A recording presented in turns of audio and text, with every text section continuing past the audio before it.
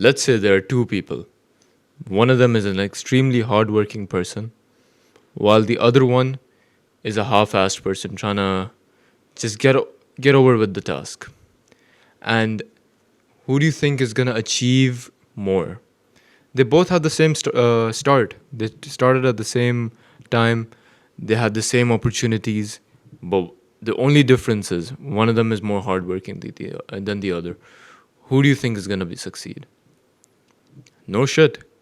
It's gonna be the guy that's put in the work, and people blame luck for that. That guy's a lucky person. They don't see the hard work and dedication he had to get into that position in life. And why do you blame luck? Okay, oh, I'm not a lucky person. And there's a funny thing: as a scientist, had the same question I did. Why are some people luckier than the other? I had this thinking. I was a kid, and I was like, why are some people luckier than the other? So a scientist had the same exact question. He did a social experiment. He had 100 people. 50 of them were lucky people. 50 of them were unlucky people. And he gave each and every one of them a piece of newspaper. He asked every single one of them to count how many pictures there are in this newspaper. The so-called lucky people took 2 minutes, a minute and a half and 2 minutes to figure out to count every single picture, whereas the so-called unlucky people took 30 seconds, 15 to 30 seconds, like 30 to 45 seconds to count all the pictures.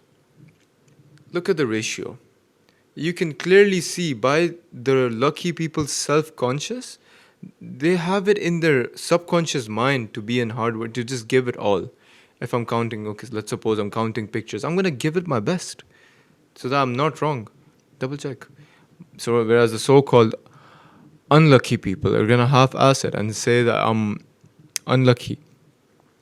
And some people say, now you have this thought in your mind, oh, this happened to me, and if it didn't happen to me, I wouldn't have been in this situation, or I was about to have an accident, but I didn't, and I'm still alive. Now that's not luck that you're a lucky person. I would say it's a coincidence. You're alive, or the thing worked out in your favor. That's just a coincidence. When you put luck into your dictionary, you start to depend on it. You start to just completely heavily depend on it. Okay, I'm a lucky person. I hope luck is by my side this time. If you look at the ratio of lottery tickets, it's 1 in every 1,000,000. Are you gonna be that 1 millionth person to get it? 1 in every 1 million. That is a huge stake. That's a huge gamble. You're gonna lose your money. There's a million chance you're gonna lose your money. 1 in 1,000,000 chance you're gonna lose your money.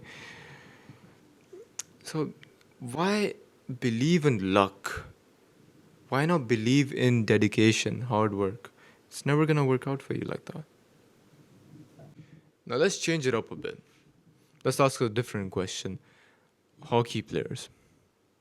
When they hockey players are in the coincidence, or they're just born.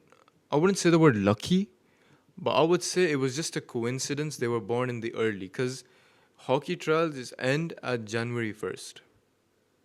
That's it. So kids born at the age of January, February, March, they're gonna be older and they're gonna be stronger than the kids born in, let's suppose, December or November, December. And seeing all the hockey stars, the NHL, all the hockey stars they all have early birthdays. Because when a coach sees that, okay, this kid is bigger and stronger and he can play better than a kid born 6 months after, he's gonna put all his time and dedication. And that's just a coincidence that he was born early, in the early of the year.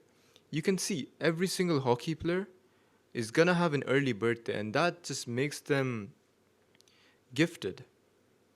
They're just gifted. It's just like that. Now, and I do not say that if a kid is born at the end of the year, cannot make it to the NHL. Now, sometimes life does not favor you. It gives you hard situation, makes it tough for you for some reason.